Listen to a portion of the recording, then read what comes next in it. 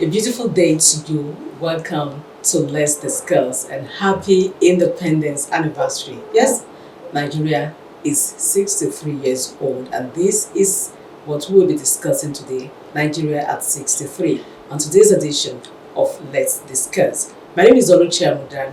I'm here with Abdul Jalil Adebisi is my name. You're welcome. Yes, we have a guest in the house. Someone who is eminently qualified to actually talk about Nigeria. He is an optometrist, a politician, and a public affairs analyst, Dr. Soji Akinpelu. You're welcome to the program, sir. Nigeria at 63. When the founding fathers actually, fought for independence, they fought the colonial masters, agitated that Nigeria is old enough for self-governance. 63 years down the line, how has the country fared?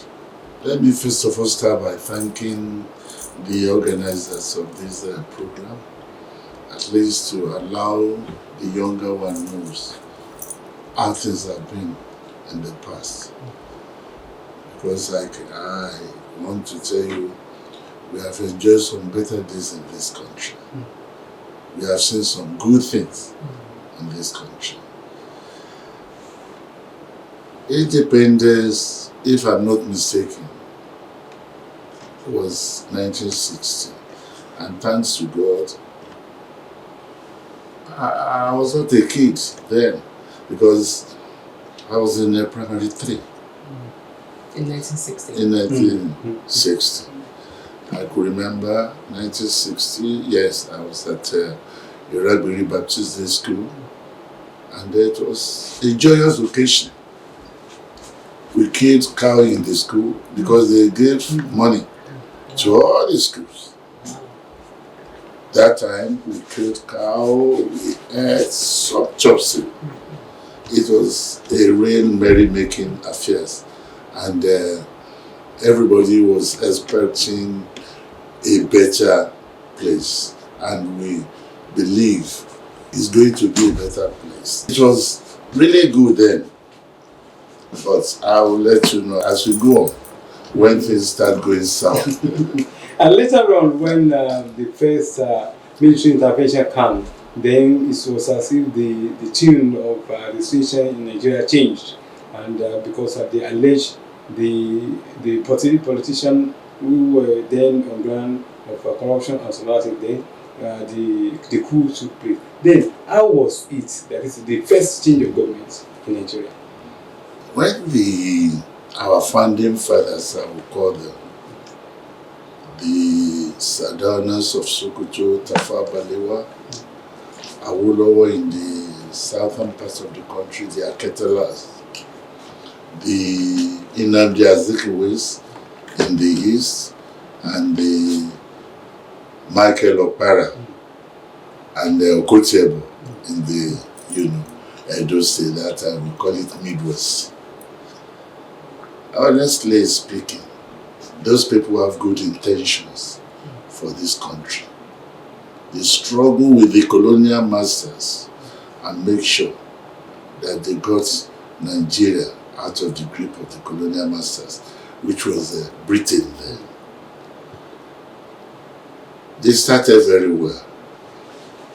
But as time goes on, the Nigeria affairs came in, man no man.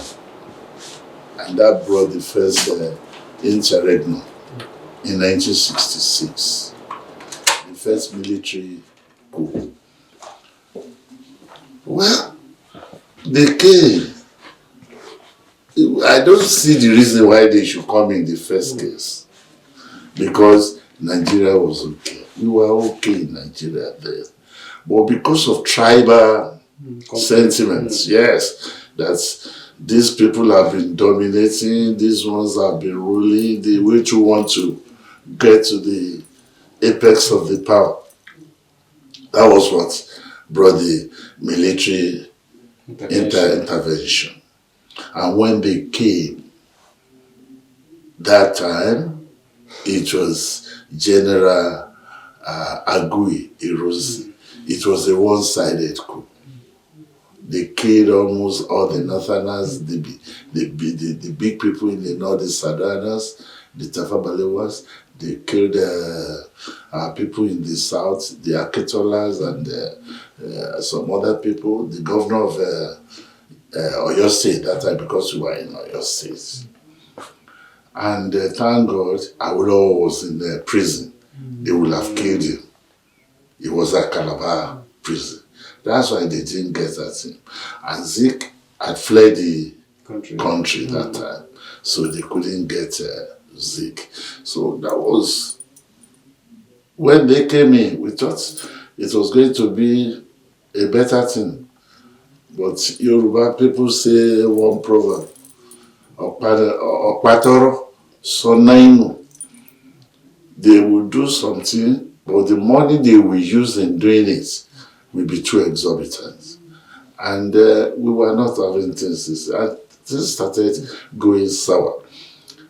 The other military people are not happy because of the one-sided coup that Aguiyi brought.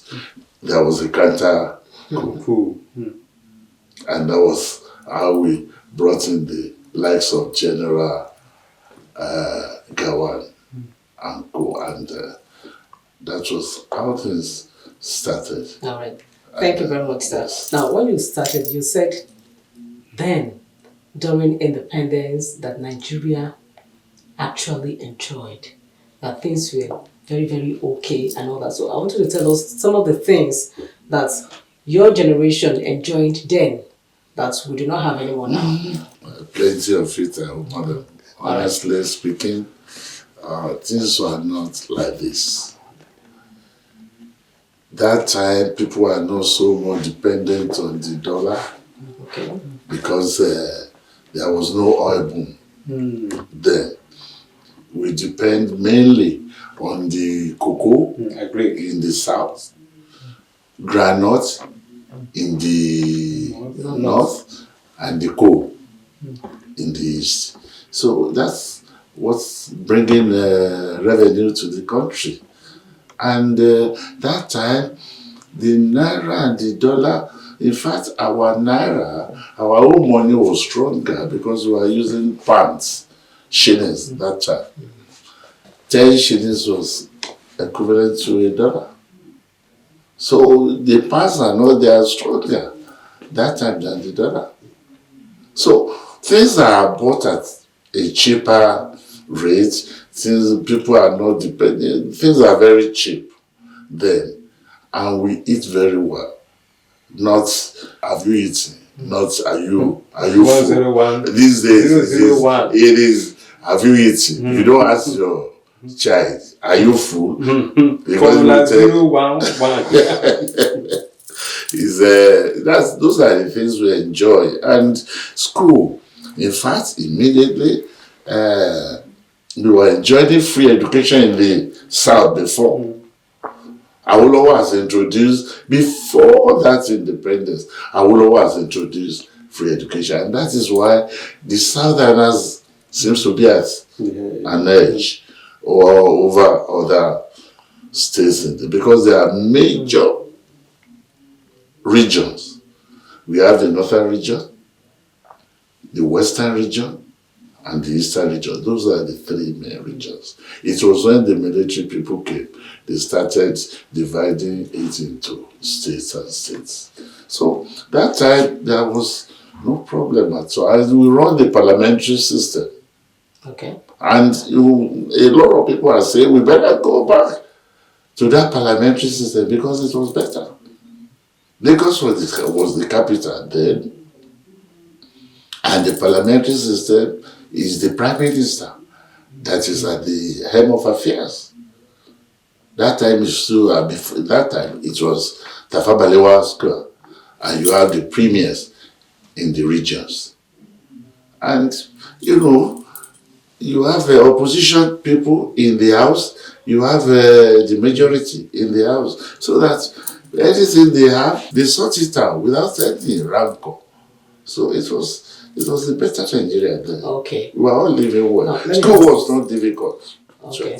Because why I actually asked this question was because there were a lot of crises then. I think there was the election crisis that actually led to the military coup. Now, if things were so rosy as you have painted, why did we have crisis then, particularly in the western part of the country? Yes, actually, the issue of election brought the problem because there are no sophisticated gadget, equipment we are using now. You know, if this was spread to this particular time, election rigging, where you just add some zero after one, and 10 will become 1,000.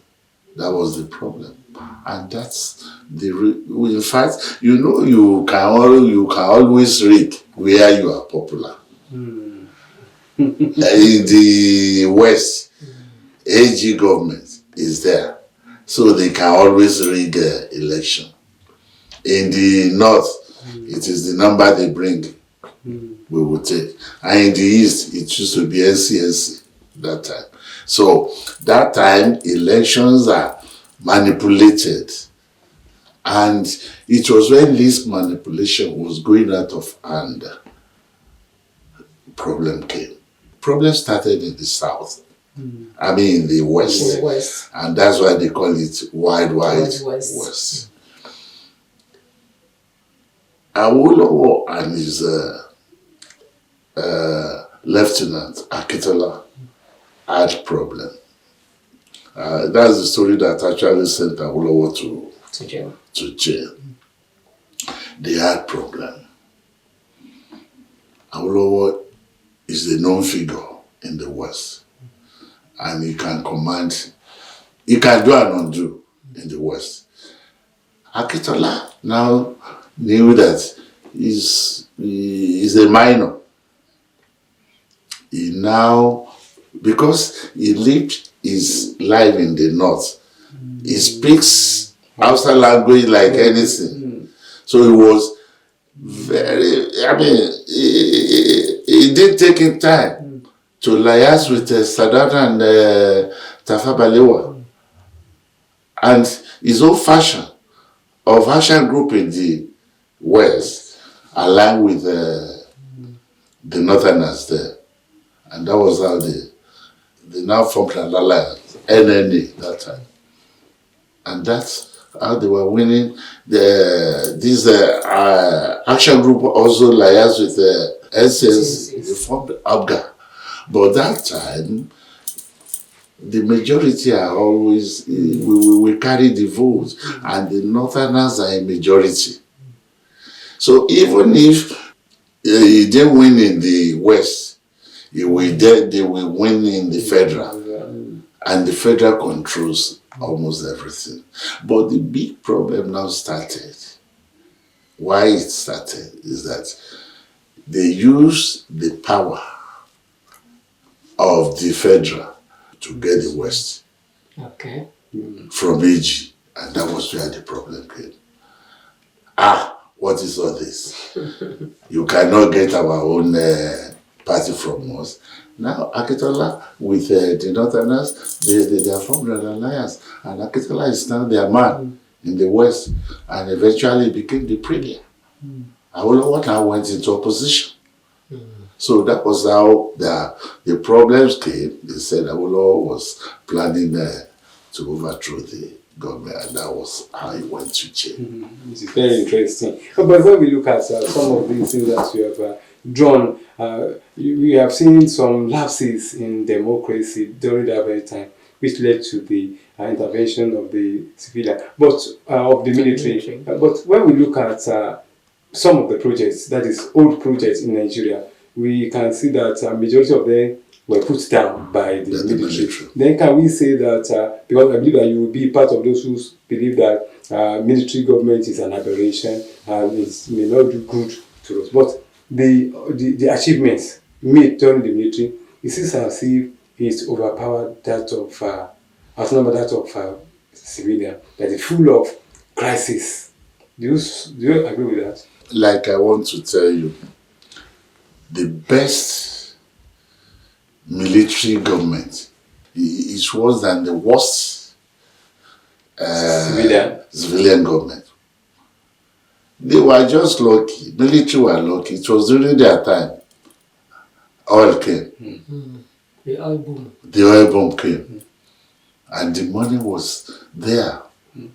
The money came from the south side of the country. It was that time they had money to build flyovers in Lagos and all this because the money was there. But if you know the amount they were spending, it's nothing to write home about. But they achieved. They achieved. They would. I told you, Opatoro Danainu. When they will get something done, but the money they will use will be almost empty because military is not for governance. They are out to kill, destroy, and amass and take away whatever they have and loot. That is the military. Civilians also loot. They do. Even the number of people participant in civilian is more than the number of people. No, what I'm just telling you that I want to, what is military out to do?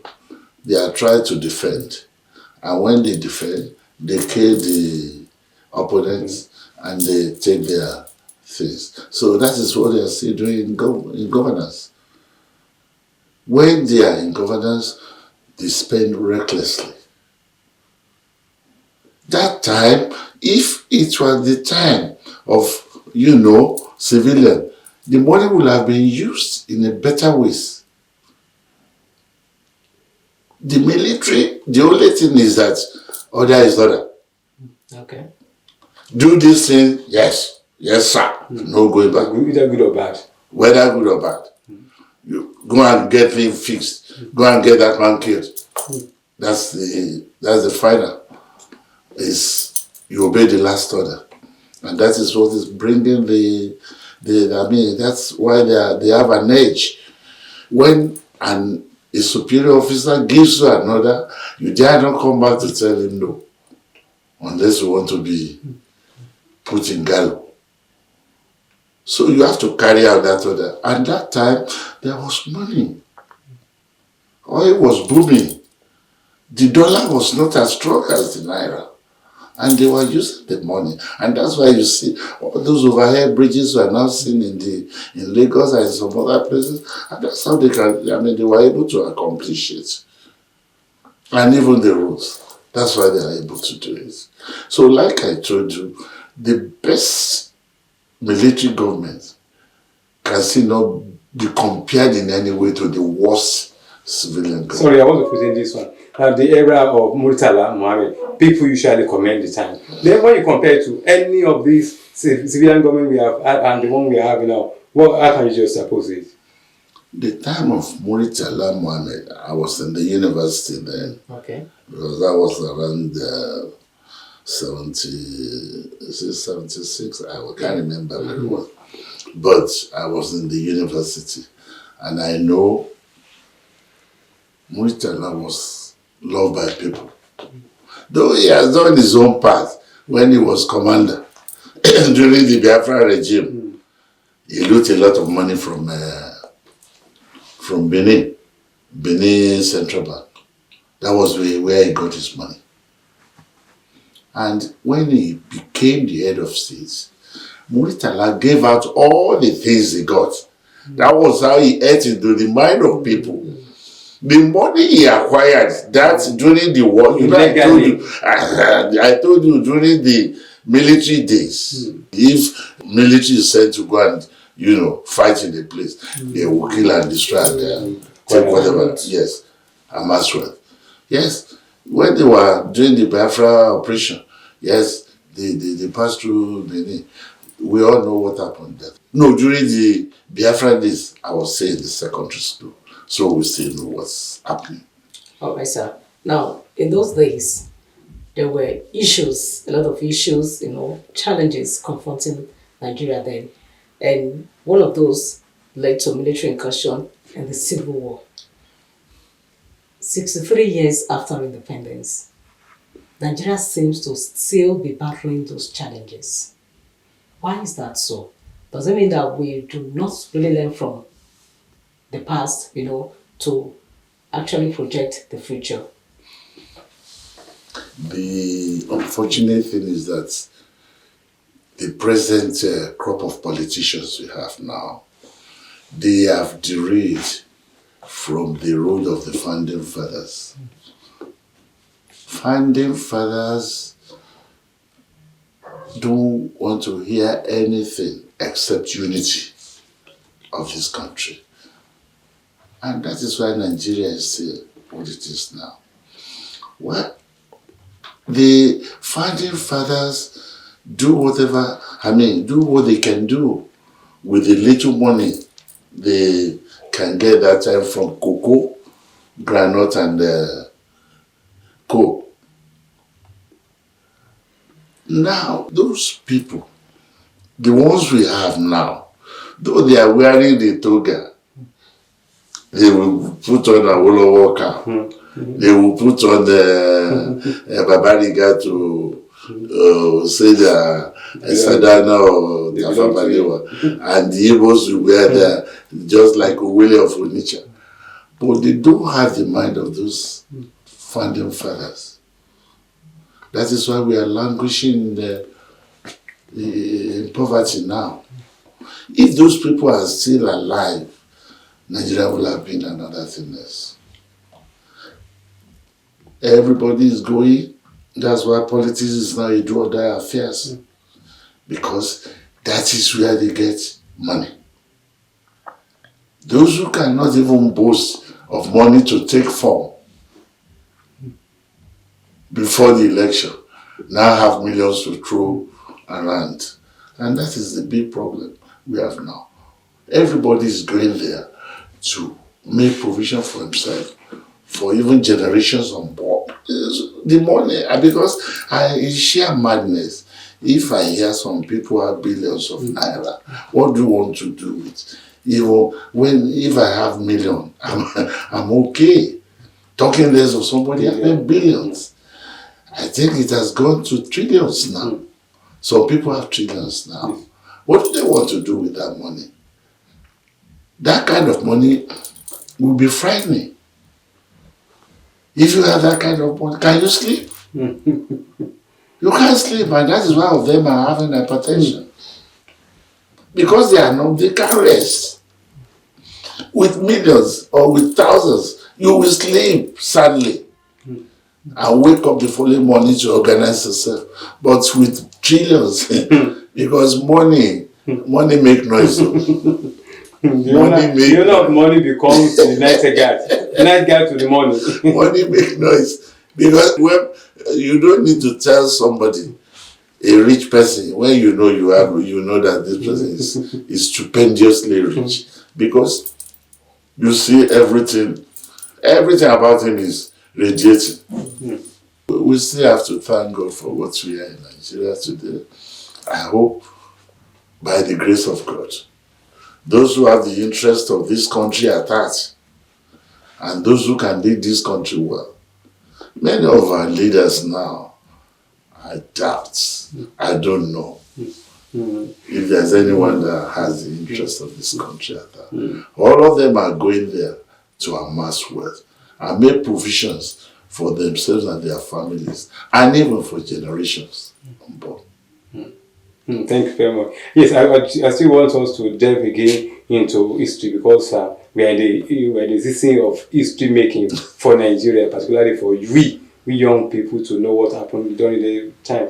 But when we look at history, we discover that everybody is selfish, but the level is more than each other. When we look at the forefathers of Nigeria that you have referred to, some of them, they were fighting even on tribalistic level. Can we say that they were the one who caused us into this problem? Because if they don't fight, there will be no need for the intervention of the military. Can we force them, or we say it is manageable? To me, I don't think they are that tribalistic. Although we all know that the Lord regards them, cause the amalgamation of this country. We are not the same thing. Yoruba man is different from an Hausa man. In fact, if the colonial masters have left us to form a different countries that time, it would have been better for Nigeria. But because they want to rule to us together, for selfish interest. Yes, they brought us together by force. And that is why the problem still lies now. Everybody will not forget his tribe. Whatever you are, an Hausa man will, not an Hausa man. And when you are in a place, you want to be surrounded by the Hausa people. You love to be surrounded by the Hausa people. And when you are a Yoruba man, the same thing happens. You want the Yoruba man to surround, because that is where you can have peace of mind and think, yes, nothing will happen to you because your brothers are around you. So the issue of tribalism, yes, is a cankerworm in this country that I don't think anybody can uproot the roots. It is the cankerworm, because by operating the roots, definitely, I know we have about 6 geopolitical zones now. Maybe we're going to 6 countries now. I pray nothing like that. Okay, now that brings me to my next question. You know, when the NCC Nigeria was formed in 1914, you know, it was, yes, the colonial masters did that. Now we have other countries too that the colonial masters also merged together, and they were able to sit down and decide that yes, we are different nations within a country. We can actually, you know, bring out a law that will make us coexist peacefully, but separately. More like a confederation sort of governance and all that. So why is it so difficult? Why is that difficult to achieve in Nigeria? Because there are agitators all the time. The Biafra agitators are there. The Oduduwa agitators are also in the West here. And why is it difficult for the government or the ruling class to just come together and say, okay, let's carry out a referendum and see how we can actually coexist peacefully? Why is that difficult? It's a very good question you are asking. But our constitution is faulty. This restructuring we have been clamoring for restructuring and review of the constitution of Nigeria. The constitution of Nigeria will not allow us to do all these things because it is not entrenched in the constitution. You know now, some parties in Nigeria are now trying to do something. If South rules for about 8 years, North also will rule for about 8 years. They are doing that. Are they not breaking the rule? They are breaking the rule. They are breaking the rule. And that is the cause of the problem. And you mentioned something about Biafra. Why would Biafra want to go? They want to go. They have been sidelined. They have been sidelined. In fact, the last time I think this country did something reasonable was when they announced the time they did not allow Abiola to enjoy his mandate. And now they say, yes, the 2 consensus for presidency should come from the West. That was when Falaye and Baba Obasanjo faced themselves. And you know, everything went well that time. Obasanjo's rule was very perfect because the new Abiola won that election. Some big powers deprived him. They didn't allow him to rule. But now they want to solve the problem. They say, yes, let contestants only come from the West. To compensate. Why can't they say, yes, let contestants come from the East? The agitation of Biafra will go down. It is because they don't have sense of belonging in this country. They are always used as spare tires. let them pick. Obi almost won the election that time. But if it's not by arrangement, we should allow each tribe, because there are 3 major tribes in this country: the Hausa, the Yoruba, and the Igbos. The nearest to the end that Igbo got to was when Nnamdi Azikiwe was made the ceremonial head. And that time as a president, he is more or less powerless. It is the prime minister that was calling the shots. That was Tafawa Balewa that time. Let them also, Igbo people, they have always been made vice president, like Alex Ekweme during Shagari's regime. And after being made like that, why can't they allow at least an Easterner to come and head this country? And let's see what happens. I bet it with you, if they allow an Easterner to head this country to be president today, you won't hear any agitations of Biafra again. Because we are like, a family. And we have been used to that for long. You see the time Nigeria has been born. And now, it's not easy. Yoruba people say, Ajoje Odun. Beni Kaoni. That is, if you want to eat and you bring this, you bring that, and somebody doesn't bring, will you allow him to take the big part of the meat? No problem. There's no way you will allow him to take the meat first. He might take last. And that is what is happening in this country. Until we put it in the constitution, we amend our constitution, we do restructuring, and we allow every major tribe in this country to have a shot at the president. That is where we can have. No, but when we look at the Bayelsa man who became our president, what can you comment about that one? Well, we almost got at it, but they do allow him to do the normal. He was a full-fledged president then? Yeah, he was a full-fledged president. He was a full-fledged president for 6 years. Everybody is doing 8 years.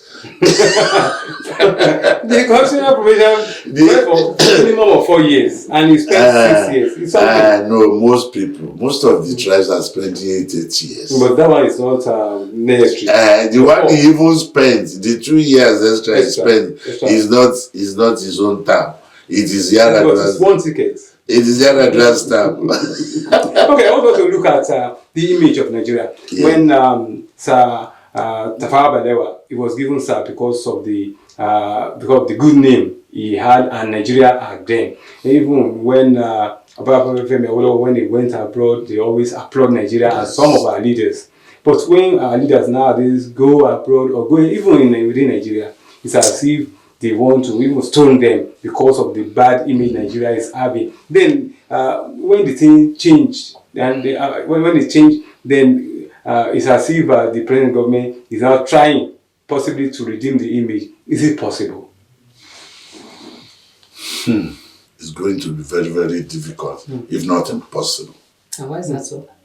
Ma? Why is that so? Why would it be possible? It's going to be very, very difficult because abroad, the Europeans, those people abroad have seen us finish. They have seen us finish because the money we steal in Nigeria, we keep it in their place now. And why do they keep collecting it? Okay, if somebody gives you money, you won't collect. When you said, this is a stolen money, why would you collect it? Well, if we are not complaining that they have stolen, if we are not complaining that it's a stolen money, how do they know? You can't know.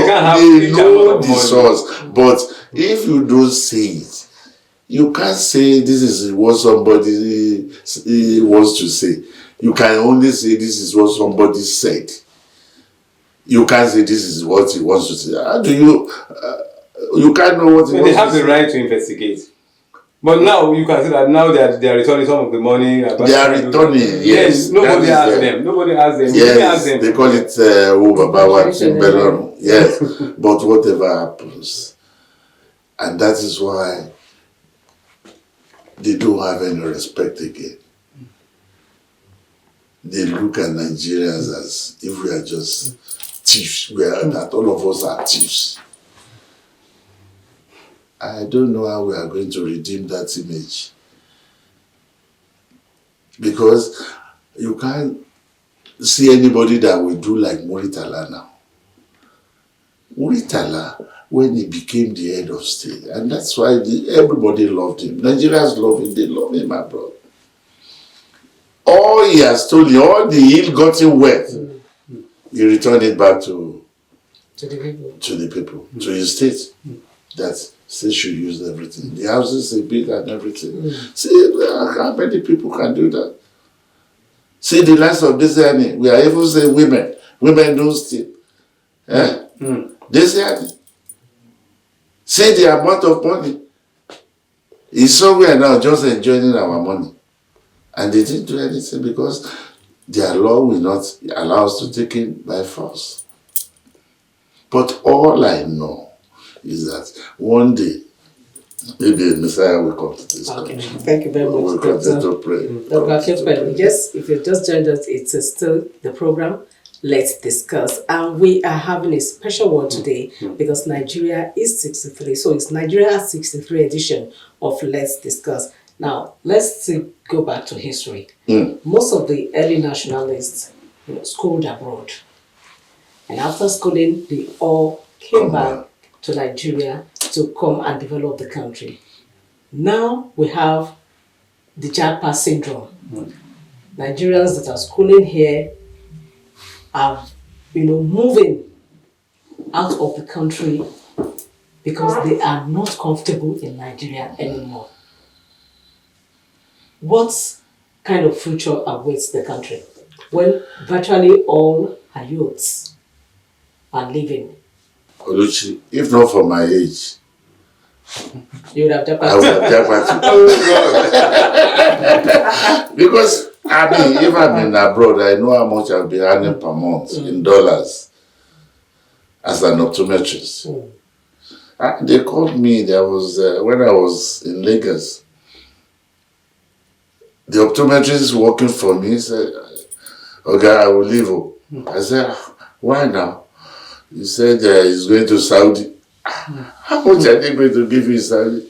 He told me he will be taking $2,000 every month. So in the year, he will take about 24,000. Okay, I will leave. And that time, our money was bad. So by the time he multiplies he looks into the exchange, it's a lot of money. $2,000 is a lot of money. Look at what $2,000 will fetch you now. How much it will be in Naira now when they are changing $1 for 1,000. So, like I said, our politicians, our leaders, they go abroad. Tinubu has gallivanted all over the place since he came into power. He saw the good things. I had the opportunity myself to be out of this country. I was in Britain, I was in Italy, and I see how things are done there. In fact, I weep for this country.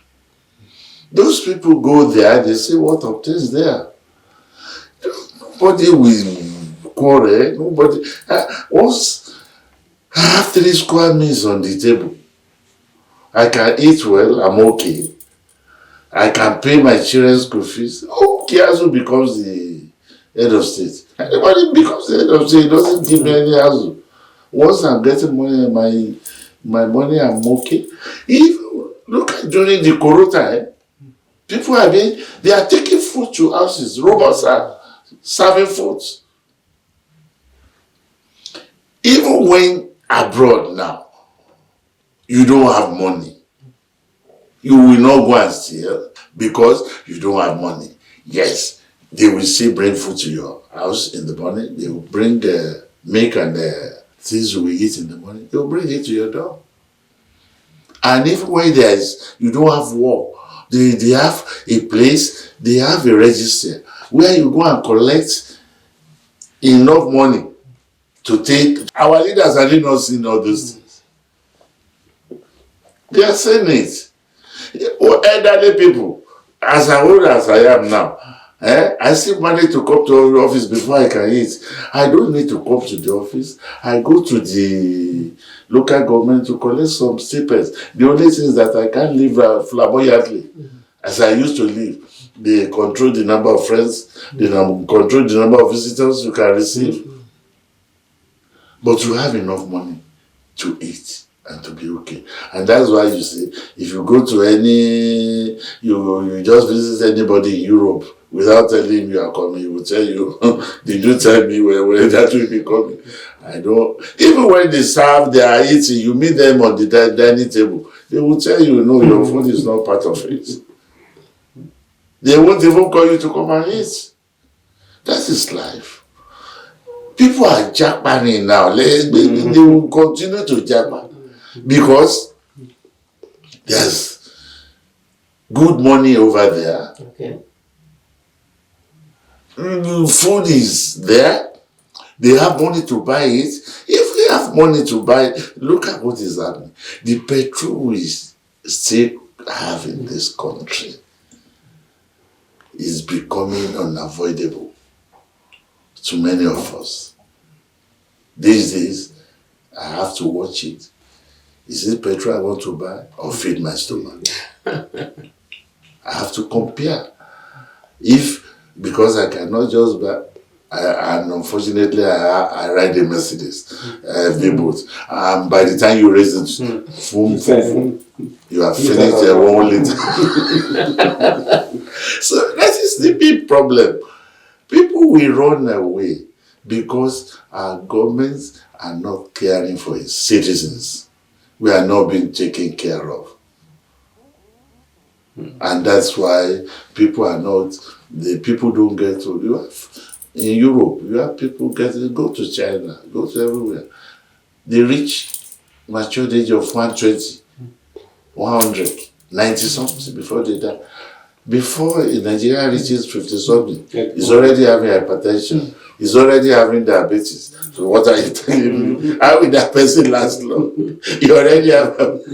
Actually, Nigeria is believed to be strong as species. That is what they usually say, that Nigeria is very strong. But when you look at the level of education in Nigeria, you discover that they don't recognize us even with our certificates abroad to a certain extent. But recently, that is starting for about 2 years ago, even till now, Britain and some other countries, they are clamoring for Nigerian graduates, whereby possible to come and do one work or the other. Are we saying that our certificates are still valuable abroad?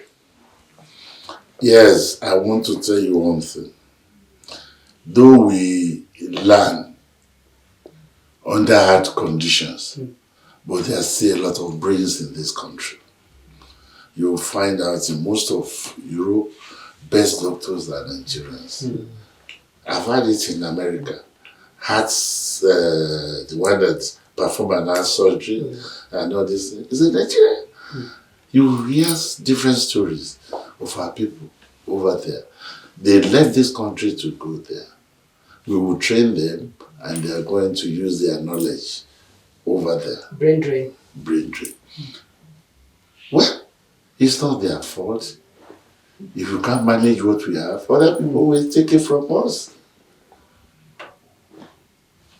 You won't pay salaries, as I told you.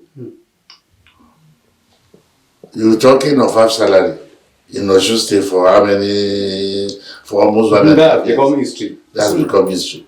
Yes, thank God that we have a governor who says yes, he will settle that money.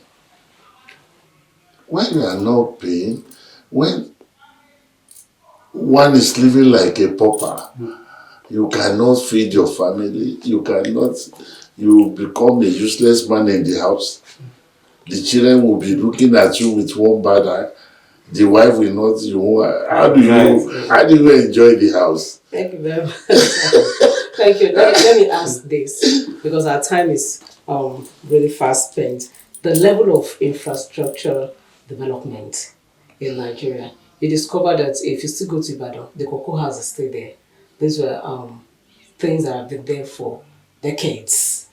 Infrastructures that have been there for decades. There are some roads that were built in the 70s and the 80s and are still, compared to the ones that are built now, that within a year, once it starts raining, everything will be washed away. Now let's look at the level of infrastructure. Do you think we can actually boast that, yes, in the last 63 years, we've gotten enough of it? Infrastructure-wise, done a lot. Okay. I will tell you why we have been able to succeed in that place, because that is where they eat a lot of money.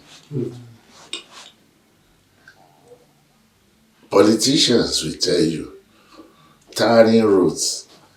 Once they say a road has been tarred for so billions of naira or millions of naira, if you want to estimate, can you remove the sand? But if they say they brought 1,000 tippers of sand, the road that has been tarred, how do you investigate that?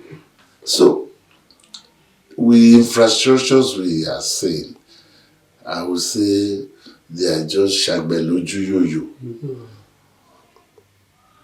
And that's why they don't last. You have so many houses collapsing, beautiful houses. And they just hear that the house went down overnight and all this thing. It's because of the poor materials we are using. We're using a bag of cement to make almost 200 blocks. Don't you know that sand will be more in that kind of blocks? But by the time they finish it, they give you fine paintings. And you don't know you are sleeping on you are sitting on gunpowder. The day it will explode, you are not alive to tell the story again. So the big problem is that the infrastructures we are saying, yes, but the money that is being involved is too much. Okay, the money is too much. Because half of the money has been taken care of somewhere else. I won't go into. All right, lastly, before we go, the issue of security. What do you think, when in 1960, when Nigeria was, got her independence, did it ever occur to you that one day some people might just come and said, be described as terrorists and all that? Honestly speaking, one would never think like that. What do we have in those days? All these are small tips. Maybe go to the farm to remove some grains of tubers of yam. Those are the kind of tips you see. And by the time you stay like that, in my village, and those in my village, in my small London, Irabere, if you go to another man's farm, at least we step grand now. Once you step grand, they will trace the step of that man. They will say, this is Lagbaja's step. They will trace him. And if they want to finish you, they just put some little thing on that on that step. You just see that the leg will be swelling. Nobody will tell you to say, yes, I stole before. So those are the things. Nobody will think in this country there will be terrorists who will kidnap people and tell you to come and pay ransom. We have terrorists because they know a lot of people still with virus. They steal billions of naira. Look at one person stealing pensioners' money, about 90 billion. I remember one Hausa man like that in Abuja. What has that become of him now? We are not hearing. It's now history. And now you steal that money, you think this will allow you to rest. So with all these challenges, do we still have anything to be thankful for as Nigerians?